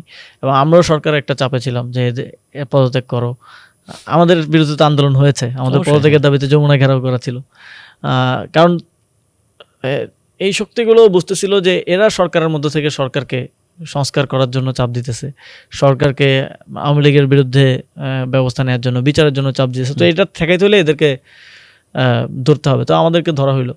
বাট আমাদের জায়গা থেকে আওয়ামী লীগের কার্যক্রম নিষিদ্ধ বলেন, বিচারের গতিশীলতা আনা বলেন, জুলাই গণঅভ্যুত্থানের শহীদ আহতদের ওয়েলফেয়ার বলেন, এই প্রত্যেকটা কাজের ক্ষেত্রে আমরা আমাদের সর্বোচ্চটা দেওয়ার চেষ্টা না করি। আসলে আপনি যদি রাজনৈতিক দলে যোগ দিবেন তাহলে উপদেষ্টা পরিষদে গেলেন কেন? না গেলে তো আসলে এই যে বা বিভিন্ন সময় সোশ্যাল মিডিয়ায় বা বিভিন্ন তখনও তো গণমাধ্যম আমাদের- হাউসে আসলে এই যে আপনার মানে নামে তখনও- বিভিন্ন দুর্নীতির অভিযোগ, এটা তো আর উঠতো না। না, তখনও তো আমাদের রাজনৈতিক দল হয় নাই, আমাদের মানে এনসিপি। আমি সেটা বলছি যে আপনি উপদেষ্টা পরিষদে না গেলে তো আপনার নামে যে দুর্নীতির যে অভিযোগ হ্যাঁ, সেটা তো আর উঠতো না। আমি যদি 5 আগস্টের পরে এই দায়িত্ব না নিতাম তাহলে তো অবশ্যই আরো থাকা যেত। কিন্তু একটা বিষয় দেখেন, হাসনাত আব্দুল্লাহ এবং সার্জিস আলম কিন্তু উপদেষ্টা পরিষদে যোগ দেয় নাই, কিন্তু তাদের বিরুদ্ধে কি কম অভিযোগ উঠেছে? এবং তাদেরকে কিন্তু মানে এমন হয়েছে একটা রেস্টুরেন্টে জাস্ট নর্মাল খেতে বসছে, খাবার খাচ্ছে, এটা নিয়েও প্রশ্ন করা হয়েছে। এখানে বিষয়টা হচ্ছে, এখানে বোঝার বিষয় হচ্ছে আমাদের শত্রুরা অনেক শক্তিশালী, মানে যাদের আমরা পতন ঘটাইছি এবং যারা আমাদেরকে ফিউচারের জন্য থ্রেট মনে করে, উভয় তাদের তুলনায় আমরা কিছুই না। তো আপনি বাসায় বসে থাকলেও আপনাকে নিয়ে সমালোচনা আসলে হতোই, আমার যেটা বোঝাপড়া। এবং আমাকে নিয়ে সমালোচনার বেশি কারণ হচ্ছে আমি এমন অনেক সিদ্ধান্ত নিয়েছি এটা অনেকের পছন্দ হয় নাই, এবং অনেকের মনে হয়েছে যে তাদের মানে পাকা ধানে মই দেওয়ার মতো মনে হয়েছে। এই যে সিটি কর্পোরেশনে একজনের বসাকে কেন্দ্র করে, এবং এর বাইরে বাধ্যতামূলক সামরিক প্রশিক্ষণ থেকে শুরু করে অনেক উদ্যোগ, এখানকার অনেক মানে পাওয়ারকে যারা কন্ট্রোল করে এরকম যে কোয়ার্টারগুলো আছে তাদের পছন্দ হয়নি। তো তারা প্রথম দিকেই আমাদের বিরুদ্ধে ছিল, এবং মানে অনেক অভিযোগ, অনেক দুর্নীতির অভিযোগ আছে। কিন্তু স্পেসিফিকলি আপনি বলেন যে কোন প্রজেক্ট থেকে আমি দুর্নীতি করছি, এরকম একটা অভিযোগ কিন্তু আপনি দেখাতে পারবেন না। ওই দিন আমি ডিএসসিতে গেলাম চা খেতে, আমার এক ফ্রেন্ড সে ছাত্রদল করে, সে বলতেছিল যে বন্ধু অনেক তো দুর্নীতি করছে। তো আমি বললাম যে অনেক টাকা কামাইছো। হ্যাঁ স্পেসিফিক, হ্যাঁ অনেক টাকা, স্পেসিফিক একটা দুর্নীতি, একটা প্রজেক্ট বলো। এখন তো আমরা বলতেছি বিএনপি এইটাতে দুর্নীতি করতেছে, ওইটাতে দুর্নীতি, এই যে বিদ্যুৎ বিল বেশি রাখতেছে। তো ও বলতে পারলো না, ও বললো আমি তো শুনছি, মানে ওই যে শোনা কথার মতো। তো এই যে এটা হচ্ছে ট্রায়ালের মধ্য দিয়ে আমাদেরকে যেতে হয়েছে। আমার মনে হয় আমি সরকার না গেলেও এটার মধ্যে যেতে হইতো, এটার মধ্যে দিয়ে হাসনাত আব্দুল্লাহ এবং সার্জিস আলমকেও আসলে যেতে হয়েছে। আচ্ছা, একটা বিষয়, একটু নিরপেক্ষ মতামত চাই আপনার। আমার এই অনুষ্ঠানে এসে এবং বিভিন্ন সময় বলেছেন অনেকে, শিবির নেতারা তাদের বক্তব্য হলো যে ওই সময় আপনারা যখন বন্দী বা নিখোঁজ, তখন আসলে মূল আন্দোলন পরিচালনার একটা বড় ধরনের স্টেক হোল্ডার ছিল নাকি শিবির এবং সাদিক কায়েমের মাধ্যমে। অন্যদিকে ছাত্রদলের এখানে সাধারণ সম্পাদক এসেছিলেন, তারাও বলেছেন যে বিভিন্ন জায়গায় বিভিন্ন কোন কোন পয়েন্টে ছাত্রদলের নেতাকর্মীরা থাকবেন সেটাও আপনারা মোটামুটি সমন্বয় করে তাদের সাথে বাছাই করে নিতেন। আসলে সত্যিটা কি, আপনারা যদি একটু মূল্যায়ন করেন। এখানে মানে সবারই অবদান আছে, এবং মানে কোনো অংশে এখানে আমি ছাত্রদলের অবদানও কম আছে বলে বলবো না, এবং আমরা কিন্তু সবসময় এটা বলি, আমরা এটা সবসময় স্বীকার করি। যেমন দেখেন, যখন ক্যাম্পাসে শহীদুল্লাহ হলে আক্রমণ হচ্ছিল 16 তারিখ, সেদিন আমি রাকিব ভাইয়ের সাথে কথা বলি, এবং শিবিরের সম্ভবত কার সাথে কথা বলেছিলাম, হাফেজ সালমান রিফাত হবে সম্ভবত, যে আমাদের ক্যাম্পাসে ঢুকে শহীদুল্লাহ হলের হামলাটা ঠেকাতে হবে এবং ক্যাম্পাসে ঢুকে কর্মসূচি ঘোষণা করতে হবে পরের দিনের। আপনার মনে থাকার কথা, আমরা কার্জন হলের পাশে দাঁড়িয়ে কর্মসূচি ঘোষণা করেছিলাম। তো তখন ছাত্রদলের মাসুম বিল্লাহ ভাইয়ের নেতৃত্বে প্রায় 40-50 জন এসেছিল স্টাম্প নিয়ে টিয়ে, এবং শিবিরের জগন্নাথ হল সহ মহানগরের 30-40টা ছেলে এসেছিল। তো আমরা প্রায় 150 জনের মতো একসাথে ক্যাম্পাসে ঢুকেছি। এই যে দুই দিকেরই কিন্তু এখানে অংশগ্রহণ এবং কোঅর্ডিনেশন আছে। তো এভাবে প্রত্যেকটা কর্মসূচির ক্ষেত্রে এই কোঅর্ডিনেশনটা হতো। ছাত্রদলে মোস্টলি রাকিব ভাইয়ের সাথে, নাসির ভাইয়ের সাথে হয়তো কাদের কথা হতো, এবং মাসুম বিল্লাহ ভাই সহ আরও জুনিয়র লেভেলে অনেকের সাথে কথা হতো। এবং শিবিরে এখানে সিবগাতুল্লাহ ভাইয়ের সাথে, তিনি সম্ভবত তখন মহানগরের দায়িত্বে ছিলেন। তারপরে হচ্ছে হাফেজ সালমান রিফাত, সাদিক কায়েমের সাথে, এবং মাঝে মধ্যে ফরহাদের সাথে আমার খুব একটা যোগাযোগ হয়নি, তারপরে যোগাযোগ হয়েছে মাঝে মধ্যে। তাদের সাথে সমন্বয় হতো সবগুলো প্রোগ্রাম। এখন গণঅভ্যুত্থানের পরে তারা তাদের সিদ্ধান্ত অনুযায়ী তারা কাকে প্রমোট করবে কাকে। এখন আমি গণঅভ্যুত্থানে যদি আমাকে বলেন, আমি কোনো অংশে হাফেজ সালমান রিফাতের অবদান সাদিক কায়েমের থেকে কম না, কোনো অংশে সিবগাতুল্লাহ ভাইয়ের অবদান সাদিক কায়েমের থেকে কম না, আবার কোনো অংশে আলী হাসান জুনায়েদের অবদানও কম না। কিন্তু তারা হয়তো ডিসিশন নিয়েছে যে আমরা আমাদের মধ্যে থেকে এই একজনকে উঠাবো, তাকে নিয়েই মার্কেটিং করবো, তাকে নিয়েই। কারণ এটা তো স্পষ্ট দেখা গেছে কিভাবে মার্কেটিং করছে। বিভিন্ন ছাত্রদল ডিসিশন নিয়েছে তারা আবেদুল ইসলাম খানকে উঠাবে, তাকে বিপি প্রার্থী করবে। আচ্ছা, এই প্রসঙ্গটা কেন পারলাম, আপনি তো ওই সময় একজন সেলিব্রিটি সমন্বয়ক, আমি এটা পজিটিভলি বলছি। তো আসলে ওই সময়কার একজন এই গণঅভ্যুত্থানের একজন কারিগর হিসেবে আপনি এই যে ক্রেডিট নিয়ে নানান ধরনের রাজনীতি শুরু হয়, অনেক বক্তব্য, ন্যারেশন, এটা সেটা, এইটা আসলে আপনি এক বাক্যে কিভাবে বলবেন যে এটা কিভাবে দেখেন? এটা আমার মনে হয় অবান্তর, কিন্তু তারপরেও পলিটিক্যাল এই যে শক্তিগুলো যারা গণঅভ্যুত্থানে ছিল তাদের হয়তো মনে হয়েছে যে আমরা তো পিছনে থাকার কারণে আমরা সেলিব্রেটেড হচ্ছি না, বা আমাদের একটা পলিটিক্যাল শেয়ার এই ইয়াতে থাকা উচিত, তো তারা তাদের মতো করে এটাকে দেখেছে। কিন্তু এটা অনেক ক্ষেত্রে আমাদের ক্ষতি করেছে, এটা বিভাজন সৃষ্টি করেছে, এবং এটা নিজেদের মধ্যেও অবশ্যই। এই যে আমি মানুষগুলোর নাম বললাম না, একই দলের 3-4 জন, এই যে একজনকে নিয়ে প্রমোশন হইলো, বাকিরা কিন্তু খুব এটা নিয়ে বিরক্ত। কিরে ভাই, আমি তো মানুষের মন খারাপ হওয়া আমিও তো ছিলাম, এবং আমি তো জানি আমার তো একদম রিয়েল টাইম যোগাযোগ হচ্ছে না। এখন মনে করেন এখানে আমার পরিচিত সমন্বয়কদের বাইরে সবচেয়ে বেশি আন্দোলনে কোঅর্ডিনেশন, সবচেয়ে বেশি আন্দোলনে একদম মাঠেও থাকে একই সাথে কোঅর্ডিনেশন, একই সাথে একদম সামনে থেকে, এটা আবার গোপন অবস্থায়ও না, সবচেয়ে বেশি করেছে হচ্ছে ছাত্রদলের রাকিব ভাই। তাকে কি জুলাইয়ের নেতা হিসেবে ওইভাবে প্রমোট করা হয়েছে? করা হয়নি। কিন্তু ডিবিতে আপনাদের আরিফ সোহেল ছিল, হ্যাঁ আরিফ সোহেল ছিল, উনি রিমান্ডে নির্যাতনের শিকার হয়েছে। হ্যাঁ, তখন আমাদেরকে ডিবিতে ইন্টারোগেশনের মধ্যে ডিটেনশনের, বাট তাকে কিন্তু ডিটেনশনে রাখা হয়েছিল, ওই যে যেখানে অন্যান্য পলিটিক্যাল পার্টির নেতাদেরকে রাখা হয়েছিল, সে ওইখানে ছিল। তো এটা অনেকেই আসলে সেলিব্রেটেড হয় নাই, অনেকেই আসলে তার পার্টিও হয়তো তাকে ওইভাবে প্রমোট করে নাই। আমি একবার আক্ষেপ করে রাকিব ভাইকে বলতেছিলাম যে আপনার পার্টি আপনাকে কেন প্রমোট করতেছে না, আমি তো এটা বুঝতেছি না।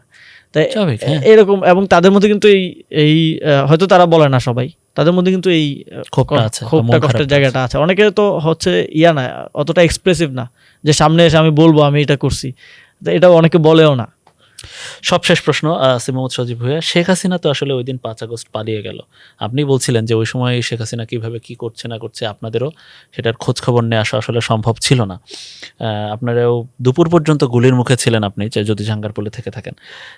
ওই দিনের পরে নিশ্চয়ই এটা নিয়ে আপনি খোঁজ খবর নিয়েছেন বা আপনার কোনো পর্যবেক্ষণ আছে যে শেখ হাসিনা যখন আসলে হেলিকপ্টার থেকে পরবর্তীতে বিমানে করে ভারতে পালিয়ে গেল, এইটাকে আপনার কাছে কি মনে হয়েছে? এবং পরবর্তীতে আমরা কিছু ইনফরমেশন পেয়েছিলাম যে হঠাৎ করে তিনি চলে গেছেন, হঠাৎ করে এটা হয়েছে, হঠাৎ করে ওটা হয়েছে। এই বিষয়টা কি আসলে হঠাৎ করে হওয়ার মতো, নাকি এটা পরিকল্পিত কিছু? দেখেন, একটা সামরিক হেলিকপ্টার, এটা একটা ফ্লাইটে যাওয়ার জন্য প্রস্তুত করার জন্য একটা টাইম ফ্রেম আছে। মানে একটা হেলিকপ্টার আপনি উঠলেন, এটা মুভি না যে হেলিকপ্টার ল্যান্ড পার্ক করা আছে, উঠলাম আর চালাই দিলাম চাবি দিয়ে গাড়ি। তো এইটা কিন্তু যে আমরা বিভিন্ন সময় সরকারি কাজে হেলিকপ্টার, মানে শপথ নেওয়ার পরেই আমরা রংপুরে গিয়েছি ডক্টর মোহাম্মদ ইউনূস হেলিকপ্টার।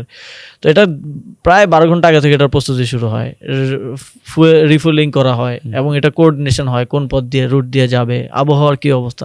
তো এই প্রস্তুতি কিন্তু এটা এমন না যে শেখ হাসিনার এখন মনে হইলে আর রিস্ক হয়েছে চলে যাই, এটা এইভাবে না। এটা প্রস্তুতি, যথেষ্ট প্রস্তুতি ছিল, এবং এটা আপনার একটা রাষ্ট্রের সীমানা পার হয়ে আরেকটা রাষ্ট্রে যাচ্ছে আপনার এক সামরিক হেলিকপ্টার, কিন্তু মানে এটা তো পারমিটেড না ওইখানে যাওয়ার জন্য। আপনার কি মনে হয় কোনো ধরনের যোগাযোগ ছাড়া গেছে? যোগাযোগ ছাড়া গেলে তো এটা এটা তো শুটডাউন করে ফেলার কথা, এবং সীমান্তে তো ভূপাতিত করা আছে, সীমান্তে তো আছে, ওদের রাডারও আছে, ওদের এটা ভূপাতিত করার সকল সরঞ্জাম আছে। তো এটা তো কোঅর্ডিনেশন করেই গেছে, এবং এটা প্রস্তুতি ছিল এরকম যে যদি পরিস্থিতি খারাপ হয় তাহলে মানে সে পালাই যাবে। বাট এটাকে পোর্ট্রে করা হয়েছে এমনভাবে যে আর এটা তো হঠাৎ করে হয়েছে। এটা হঠাৎ করে হয় নাই, কারণ আপনি 11টা বাজে কেন পলিটিক্যাল পার্টিগুলোকে ডাকবেন যদি শেখ হাসিনা চলে যাওয়াটা মানে পরিকল্পিত নাই হয়?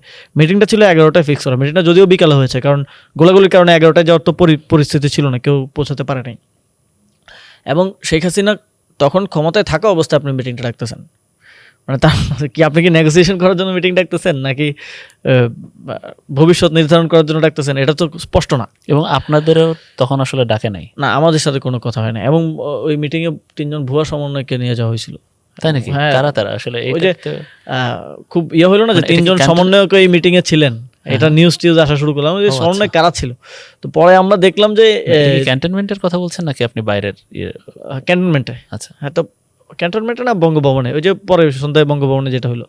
তো 3 জনের ছবি আবার দেখলাম সংবাদ সম্মেলনে, তার সামনে ছবি দেখে আমরা চিনতেছি না 3 জনকে, এবং আমরা মানে পর আমরা পুরো খোঁজ খবর নিয়ে দেখলাম এটা আমাদের কোনো শাখার সমন্বয়ক কিনা, কারণ বিভিন্ন কলেজে তো সমন্বয় কমিটি আছে, এর কোনো শাখারও সমন্বয়ক না। তো এইটা একটু কনফিউজিং ছিল। তো আমার মনে হয়েছে যে পুরো জিনিসটাই আগে থেকেই প্ল্যান ছিল। এটা এমন না যে শেখ হাসিনা যেটা বলছে যে আমি গোপালগঞ্জে যাইতেছি, আমি ইন্ডিয়া চলে গেছি, এটা তো মানে এটা তো এমন না যে আমি গুলিস্তান যাইতেছি, আমি শাহবাগ চলে গেছি। আপনি তো একটা দেশের বর্ডার পার হয়ে গেছেন, এবং এটা সামরিক হেলিকপ্টার। পরে তো আপনি আসলে সরকারের একটা ভালো জায়গায় ছিলেন, ভালো একটা পজিশনে ছিলেন। তো ওই সময় কারা এই পরিকল্পনায় থাকতে পারে তাদেরকে আপনি কখনো জিজ্ঞাসা করেছেন কিনা? না আমি অনেকবারই বিভিন্ন আপনারা যেতে দিলেন কেন? হ্যাঁ, আমি বিভিন্ন গোয়েন্দা সংস্থার প্রধানদের সাথে কথা বলার সময় আমি অনেকবারই জানতে চেয়েছি যে এটা কি হয়েছে, এটা তো রিপোর্ট থাকার কথা, আপনাদের কাছে তো রেকর্ড থাকার কথা। বাট তাদের একটা কথা ছিল, গোয়েন্দা সংস্থার প্রধানগুলো তো চেঞ্জ হয়েছিল 5 বছর পর। একেবারে সাথে সাথে তাদের একটা কথা ছিল আমরা রেকর্ড পাই নাই। আচ্ছা, আগে যারা ছিল তারা হয়তো রেকর্ড নষ্ট করে ফেলছে, বাট আমার ধারণা যে রিপোর্ট আছে, বাট আমাদেরকে সেটা দেওয়া হয়নি আর কি। কারণ ওই পুরো সময়টা আরও ক্লিয়ারলি বোঝাটা গুরুত্বপূর্ণ ছিল যে ওই সময় কার রোলটা আসলে কী ছিল। আমার মনে হয় তারা ইচ্ছা করেই এইগুলা গোপন করার চেষ্টা করেছে, কারণ হচ্ছে তখন প্রশাসনের অনেকেও এই প্রক্রিয়ার সাথে জড়িত ছিল। শেখ হাসিনা তো এমনি সামরিক হেলিকপ্টার তো অবশ্যই যাদের কন্ট্রোলে ছিল তাদের মাধ্যমে প্রোভাইড করা হয়েছে। আসলে অনেক অনেক ইতিহাস জানলাম, অনেক অনেক গল্প। নিশ্চয়ই এইটা আপনি অনেকের কাছে বলেনও নাই, হ্যাঁ, আপনার কাছের মানুষজনের কাছে অনেক সময় বলেননি। আপনাকে অনেক অনেক ধন্যবাদ, এই বিষয়গুলো আমাদের সাথে শেয়ার করেছেন। স্টার নিউজের পক্ষ থেকে আপনাকে ধন্যবাদ। আপনাকেও ধন্যবাদ আমাকে আজকে আমন্ত্রণ করার জন্য। জি, দর্শক, আপনারা আসিফ মোহাম্মদ সজীব ভুঁইয়া, যিনি সাবেক সমন্বয়ক বৈষম্য বিরোধী ছাত্র আন্দোলন, এবং তার মুখ থেকে আসলে অজানা অধ্যায় অনেক শুনলাম। নিশ্চয়ই তারা পরবর্তীতে এটা কোনো বইয়ে লিখবেন। আমরাও চেষ্টা করেছি বইয়ে তারা এটা লেখার আগে আমরা আমাদের দর্শকদের উদ্দেশ্যে আমাদের অনলাইন লাইব্রেরি বা ইউটিউব, ফেসবুকে এটা যাতে থেকে যায় সেরকম একটা ব্যবস্থা করার। এতক্ষণ আমাদের এই জুলাই কাজ দেখলেন আপনারা, আপনাদেরকেও অনেক অনেক ধন্যবাদ। বিদায় নিচ্ছে আমি মনিরুল ইসলাম।